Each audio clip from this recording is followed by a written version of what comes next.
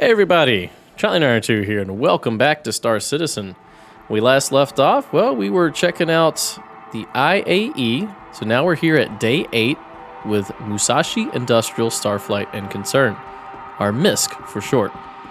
So MISC is a civilian company, well, they make ships for civilians, with a focus on industry. And curiously enough, they have either the best views in the game or the worst views in the game. And we can kind of see that dichotomy right here when we look at the Prospector's nice, glorious bubble. And then we look up here at the Starfarer, if I can speak correctly, Cylon-esque Robocop visor that you have to look out of. And then we can look over at the whole A where we're back to a bubble. But let's check out the ships as we come upon them. This is the MISC Prospector, one of my favorite ships in the game.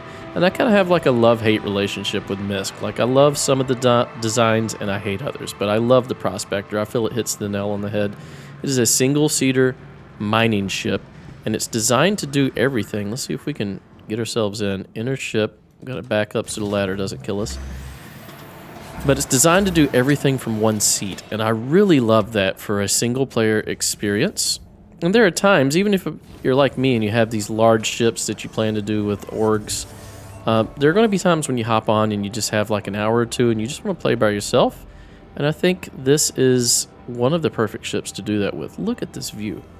I mean, like, look at it. You can't beat it. And then the mining arm will actually extend from the bottom here. So you can fly and mine from the same seat. And then when you come back here, it's kind of like a little camper van. You've got a restroom with a survival kit and a shower. You have your bunk. You've got a shield generator, computer, things like that. And I don't think you have a little kitchen, but you can bring MREs along with you, so it's not too bad. And then here's storage. So not a bad little setup for this ship. I actually really enjoy this ship. That's open door. How do we just exit? Can we just exit? We're looking through the doorway, which isn't helpful. Oh, saw it there. Exit ship. Try not to get hit by that. Alright, cool. Animation. There we go. So that's the Prospector, and consequently, this is the CCU of the day.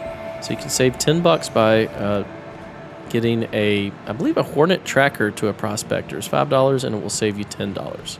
Before we go to the big boys back there, let's go over here and look at the Hull A, another one of my favorite ships from MISC. This is a transport ship that actually extends right about here. This section will extend back, and little arms will come out and hold your cargo externally, which I think is pretty cool. And it looks like somebody's hopping up here. Where is the entrance on this ship? I don't rightly remember. Not seeing a clear door. I flew one of these for a while. I actually have oh, there it is. Can we get up here? Enter ship. Just try not to die. You gotta be careful these ladders. They will come out and just crush you. Alright, so very similar setup to the Prospector. You can see you've got your pilot seat up here. Not as good of a view as a Prospector, but not as bad as some of the other MISC ships. Especially since you have these little viewports down to the bottom here. I enjoy it when ships do that. Got your components. You got your suit locker. More components on this side. If we open this up, here's habitation. You actually have a kitchen. Decent sized restroom. Look at this. You got your bunk / escape pod and a weapon rack. So really not a bad setup for a single person ship if you're interested in cargo. Now this is open. How do we get out of here?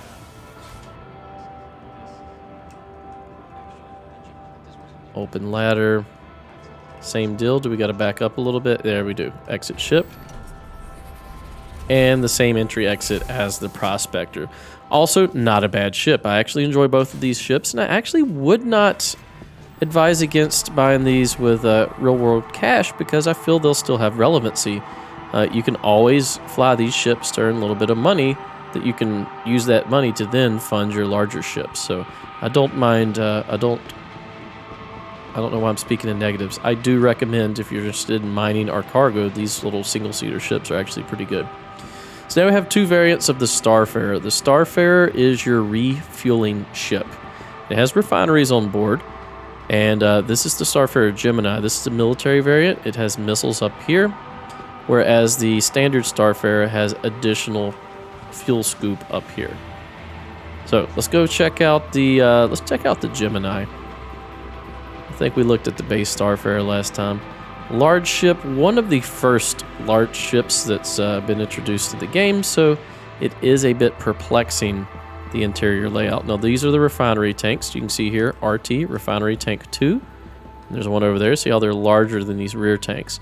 And then these tanks are storage tanks for liquids, fuels, whatever. You got 6 of them back here. So 8 tanks overall, but 2 of them are refinery tanks, as you can see. We're not going to go everywhere in this ship because it is a bit dangerous at times, just for it being so old. But this is the internal cargo hold, which is actually quite massive. If you head forward, there is a port on the bottom, a docking collar. Whoa! A guy is going to appear out of nowhere and scare the crap out of you. There's a docking collar on the bottom. You can drop out of the ship here. And then there should be suit lockers. Yep, you got one on either side. We'll quickly go through this. I have a review of this ship as well on my channel if you want to check out a more detailed review. You do have jump seats. Turn off my light here. Wish we could turn on the lights inside. We probably could if we went and powered up the ship. So here, you can exit to the, what do they call this? A catwalk, I guess, or gantry. And this is where you can do your refueling operations. You can actually extend a boom out the back here. You can see it right here, that then will refuel other ships in flight, which I think is pretty cool. And this is the only ship that can do that at the moment. The Vulcan should be able to do that via drones once it's released. You can go all the way around on this side, which will take you further up. Let's check out the cockpit real quick, our bridge. What denotes the difference between a bridge or a cockpit? Who can tell me? Is it the amount of people that are on it? Watch out for this ladder. If you don't hug this wall here, you will magnetize to that ladder and try to climb up. Okay, once again, you can kind of view your cargo here. This is the bridge. You have escape pods going up the left and right sides here. And then the bridge, one of the few bridges actually that has a captain's chair that doesn't fly. It's just, you literally sit here and say, "Make it so, number one." The view is horrible. Look at this. This is all of the view that you get. And these seats don't really ride that much forward. They go forward a little bit, but not enough to really take advantage of the view. So up and down, you have literally no view. All right, left and right is fine. And the captain has even less of a view. So not fond of the bridge on this thing. Let's hope some of the larger ships like the Odyssey get a better view, because that's really a make or break for me.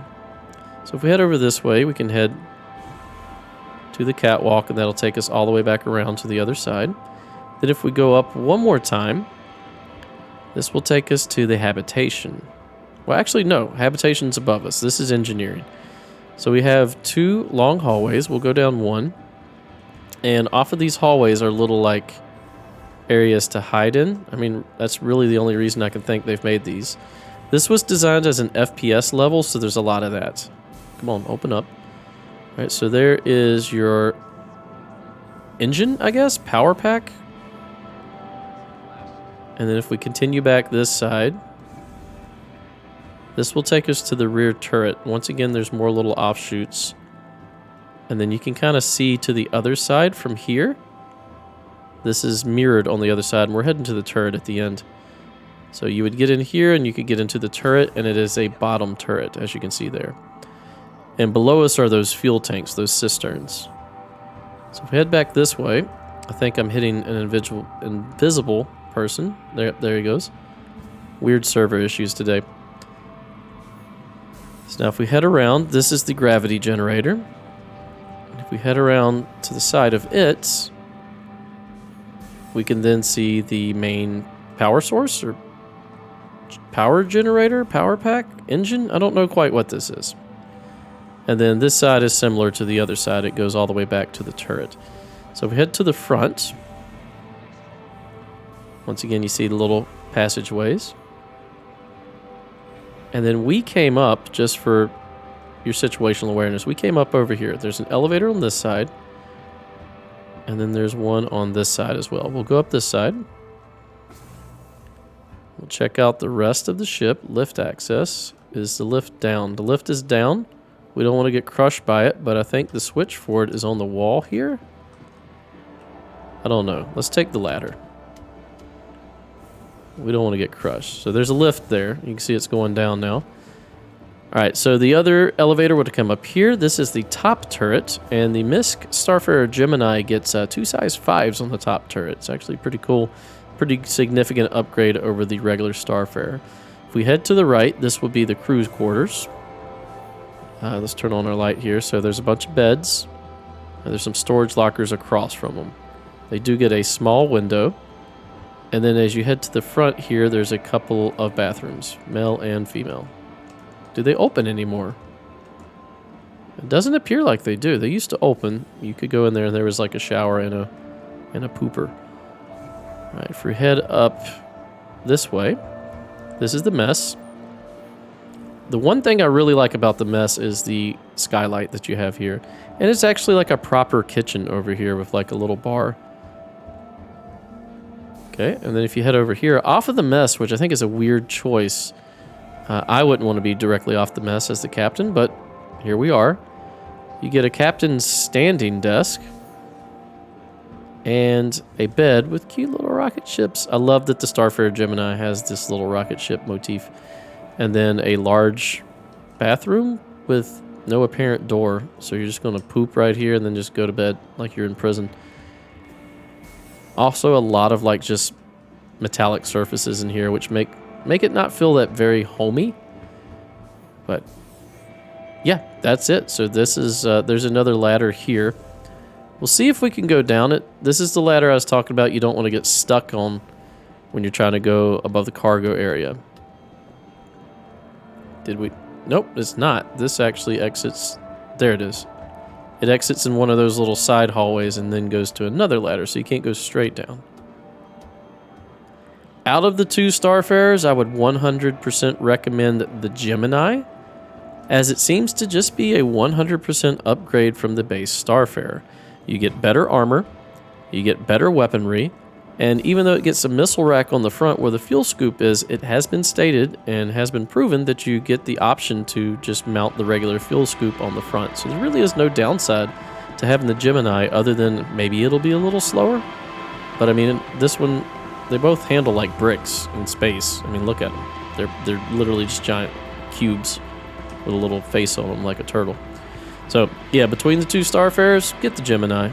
I am strongly considering adding one to my fleet. I have the CCU upgrade. I'm not going to apply it yet, but as it's the only dedicated refueling ship that has a refinery in it, I think it will have a place in my fleet. All right, let's continue down to the concept ships. Oh, they put the Razors down here. So these are the rations ships from MISC, and out of the 3 that we have here, we've got the Razor, we've got the Razor LX, and then we have the Razor EX. I am most interested in the EX as it is the stealth variant, and for a ship this small, stealth is going to be paramount. Now, if you're trying to race, probably just get the Razor. I don't know if the LX goes faster. It's like the luxury edition. But they're great racing ships. They handle very well. You can see they look like little F1 cars. But the stealth aspect, I think, adds a little more gameplay functionality to the EX above the other 2 variants of those. They're also pretty expensive for what you get. But if you're really into intercepting and racing, then that may be something you want to look at. That or the 350R. I feel like you get a lot more functionality out of 350R, though. All right, so here we go. This is the MISC Endeavor. This front portion right here separates and becomes its own ship. This is meant to be a mobile space station, and this middle portion here is fully modular. You can see an opening here, an opening here, and an opening here. So there's 3 locations on this side and 3 locations on the other side. There are all kinds of components that they've designed for this, from a full hospital to a hadron collider to a space telescope to space farming. This thing does it all. And right now, I'm surprised the price hasn't increased. Since this thing's came out, it's been $350. Now that sounds like a lot for a video game, and it 100% is, but when you're talking about these ships in Star Citizen, the amount of ship that you get for $350 here is unparalleled. It's almost like those guys, including myself, who bought the Merchantman for $250. This is a fully fledged capital ship, and it will be one of the last ships to be completed, so you're not going to get to play with it anytime soon. But if you happen to purchase that CCU and hold on to it and eventually apply it, you are going to get the deal of a lifetime. This thing will probably go well over $1,000 once it's released, or at least very close to it, just because of the sheer modularity and the ability for this to become its own little ship. It's really quite amazing what you get for that price. All right, let's continue on. So this is called the Expanse. I'm actually interested in this little ship. This is a refinery ship. Like, its whole purpose is to have these saddlebags to get like what the Prospector would produce and then refine it into sellable materials. So definitely interested in this ship. It's not terribly huge. I believe the crew requirement is either 1 or 2. I think it's meant to be a 1-person ship, but it may be a 2-person ship. Not super huge, but I think it'll be very, very useful, especially if you can land this on something like a Kraken or something like a Liberator along with a Prospector, and then you can then mine the items, refine the items, store the items, and then go sell the goods and make a ton of money. Definitely like that ship. This one had me in the first half. This is the MISC Odyssey, and this is the Carrack. Not killer, but that's what they kind of build it as. It's a Carrack competitor. It's a long-range exploration ship that has a mining... It basically just has a Prospector slapped onto the bottom of it. And I was really interested in that. It has a small hangar, lots of storage with a ramp up front for a rover, and then this little mining cab that's stuck onto the bottom here with capital shielding. And I thought, man, this is great. This is something I'm going to want. And then you can see back here, there's an observatory deck where you can kind of look out of the back. But then when they did the quote Q&A, they said that this thing can only mine and refine Quantanium for itself. So you cannot mine and refine goods and then put them in your hangar or your hold and then later sell them. You can only extend your range by mining Quantanium. And to me, that seems like a miss. But maybe that'll change. So I have a CCU to this. I haven't applied it. I'm not going to apply it anytime soon until I see this ship actually fully realized.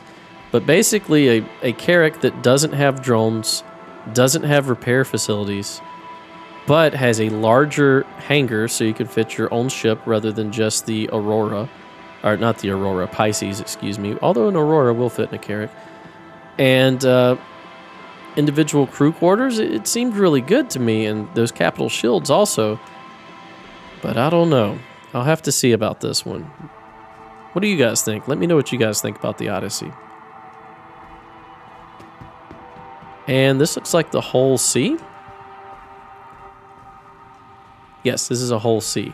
So the Hull series are external cargo. We saw the Hull A up top. There's a Hull A, B, C, D, and E. The C is the middle of the road. This is said to be the most common ship in the verse. As you can see, here are the spindles fully extended with cargo attached to the spindles. Now, one thing about this ship is that when the spindles are extended, this ship cannot land. So it has to basically get its cargo while in a space station. Now, when the spindles are retracted, I think it does have landing gear in that configuration, but you cannot haul cargo down to a planet. And you cannot pick up cargo from a planet. You have to pick it up from space stations or have a smaller ship go down, get the cargo, and then come up and put it on your spindles. But as far as like sheer volume of cargo, you're not going to beat the whole series. Price cargo for $1, these are going to have way more cargo space for your $1 than any other cargo ship that you could get. So if you're interested in long haul trading or cargo running, definitely look at the whole series of ships. Hey dude, awesome job getting up there. All right, so we should have just the Freelancers and Reliants left, if I'm correct. Let's go check those out. They are in, let's make sure we're going to the right area. No, there's 2. So we got ZH5 and ZH2. Let's go ahead and pop up. We'll take a look at those, and then we'll wrap up MISC Day at IAE. A lot of good ships here. And like I said, I'm torn with MISC ships because I love to be able to see out of my cockpit. Star Citizen is such a beautiful game. I want to have good views of what I'm doing. And I like to fly in my cockpit. I don't like to use external views because I feel like that's kind of like cheating when you're trying to do a simulation game like this. I get it's not a sim, but like immersive game. Let's rephrase that. So having to like use external views for landing and stuff, I feel like is kind of cheating. It takes me out of it. So ships that have a little slit to look out of like that, I'm just not a big fan of. And you're going to see with the Freelancer series, although I believe this is the Reliant hull. The Reliant is exact opposite. It has the best views. Yeah, we're going to the Reliants. Reliants, Prospectors, some of the best views in the game. Now, personally, I just don't like how the Reliants look like a moth, so I won't be buying one just for that. I also don't like the gimmicky system it has for flight mode and landing mode. So this is landing mode where the ship is horizontal. In flight mode, the wings will turn vertical, but your chairs will turn toward the bottom of the chairs here and top of the chairs here, and it locks off the rear of the ship to you. So you can't go from the cockpit to the rear when you're in flight mode, meaning when you're quantum jumping, you are stuck in your seat and you can't go do stuff in the back. And I feel like that's a real loss for the Reliant series. If you could just leave it like this and let me fly and just have the wings fold up to land, this would be something I'd be much more interested in. This is the Mako, so this is the newscaster variant. So you have like a camera array here that the co-pilot will control. And then you have the pilot seat here, and it does have a little bit of weaponry, not a whole lot. Just a cap on the end here. Sorry about the frame rate issues there. Don't know what's going on. And if you come into the back, you see you have like a big editing station. You used to have big screens here. I don't know if they're changing the assets out or what. You got your components in the neck here. And then once again, look at this view. It's like a great view. I love being able to see below me. It just really helps when you're like exploring planets, trying to land and such. You have a shower toilet. You've got 2 bunk beds. Mako's really interesting. It's really the only ship that's meant to be a news van. As far as I know, there are no other ships that fill that role. So this is definitely something you might want to look at if you're interested in covering events or player run events. Next one is the Tana. This is the Tana. The Tana is actually my favorite out of all the Reliants. You have the most weapons. You see you have a gimbal mount on both sides. You've got missiles in these bespoke missile launchers here that are inside the wings. You got external missiles as well as your weapons. But what I really like about the Tana is this interior. I think it's the best interior out of all the Reliants. You've got 1 SCU of cargo. You've got storage for your, I believe that's armor storage. You've got weapon storage here. You have a shower toilet and 2 bunks. And then you have, of course, the great cockpit. So this is actually a good little ship for running and doing like bunker missions and stuff. And when you can put a dual turret on each side that holds 2 weapons apiece rather than this 1 weapon. This thing becomes quite the effective little gunship. Once again, I just hate the gimmick of it going vertical to fly around. So this is the sciencey one, right? Yeah, the MISC Reliant Sin. So this one replaces your weapons with sensor arrays, as you can tell with these little arrays here. And it's meant to do science. What is science? Well, we don't know yet. It's been stated that you should be able to collect items from planets and then like study them, but we don't know how that's going to work. So you have a sciencey station. Check it out. Little seat here. Some buttons. A little microscope.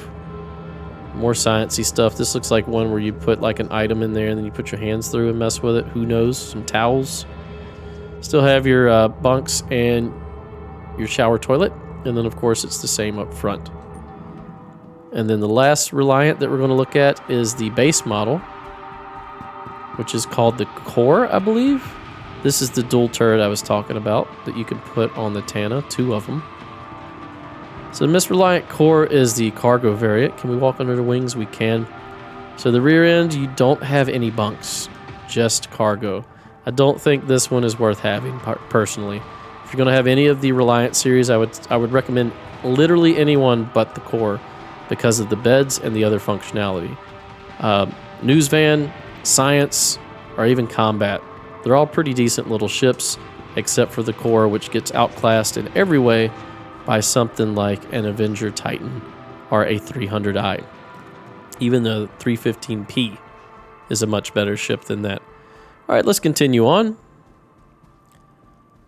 Last but not least is going to be the Freelancer series, and I've got some controversial things to say about the Freelancer series.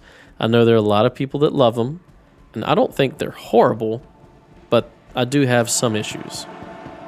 So let's go talk about them if we can make our way over there. And already at 54% thirst. I am a thirsty boy. Come on, make it to the other side.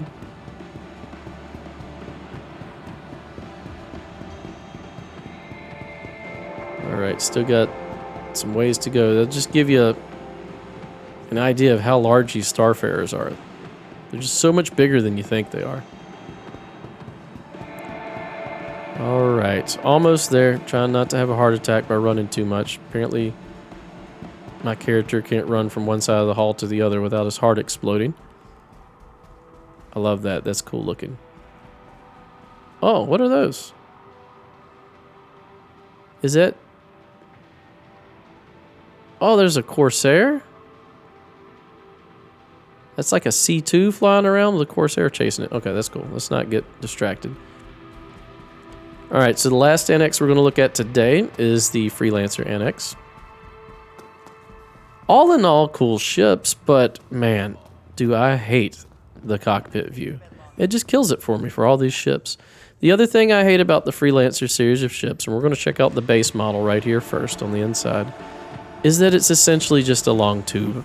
I don't like ships that are a long tube. I know that's probably most space efficient, but it just gets boring. So you have a cargo hold here. You have a manned turret that kind of hangs down in the way here, so it kind of prevents you from bringing certain vehicles in. You have all of your components easily accessible back here, which is a great feature. Once we pass the cargo area, we hit another cargo area, and this just baffles the heck out of me. Like, how are you supposed to take these big crates and get them in here? I feel like this bulkhead needs to be either larger or gone. I get they're trying to make an airlock here, but it just seems odd that you could even possibly get cargo in here. And then my most controversial statement as we come up front is there are 4 bunks. And then you have a very cramped, see if we can open it, shower toilets, screen, and drink dispenser. I feel like you could leave these 2 bunks here, get rid of these 2, make this a 2-person ship, and give us a better / bigger living area. And you could come up here. See where there's 4 seats here? You could get rid of these 2 back seats, and you could make this cockpit, like you could bring this forward a bit, this living area, and make this cockpit a little more usable. What are these guys back here going to see or do? Absolutely nothing, to be honest. There's not enough functions on this ship to need 4 seats up here. I would rather have 2 jump seats in the very back in the cargo area than to have these guys up here and have these 2 bunks. Now, I know there's going to be a lot of people who are like, I love being able to bring 4 people in my Freelancer, but look how tight it is. You can't even walk past each other in this thing. You're just going to be running into each other, getting frustrated if you try to take this out with 4 people. 2 people, yeah, I could see that working. Hey, let me sit down real quick while you walk past. 4 makes no sense. Overall, though, the ship is actually a decent ship, despite what it sounds like with me talking about it. It has 2 medium shields instead of the Cutlass's 1 shield, which is its main competitor. All of its weapons are on gimbals, its pilot weapons, so you can actually fight quite well. Its handling is not great, and its view from the cockpit is just horrid. So that's the Freelancer base. This one is the DUR, which stands for duration. So it takes some of the cargo space and replaces it with fuel refineries, and these are external fuel pods. And then those little boobs you see on the chin there, that is sensor arrays. At least that's what we're told. But for some reason, the MISC has that too. So you still have this portion looks the same, but when we head up to here, you no longer have cargo. You've got this refinery here. All right, and then when you head up here, well, actually, this just shortens the cargo bay, doesn't it? Because you still have this weird airlock with cargo here, and then the front is the same. So I misspoke a bit. You just have a shorter main cargo bay. I think it's shorter by like 25% if I'm not correct. If I'm not wrong. Probably not correct too. It comes with different weaponries. The colors are horrid. Yellow, orange, and dark blue just seem to clash a bit to me. Out of all the Freelancers, this is the one I would recommend. This is the Freelancer Max. As you can see, you have maximum cargo space. You have larger engines and a larger rear end, so you can actually fit a lot more vehicles and a lot more cargo in here, and I feel like that makes this ship much more viable.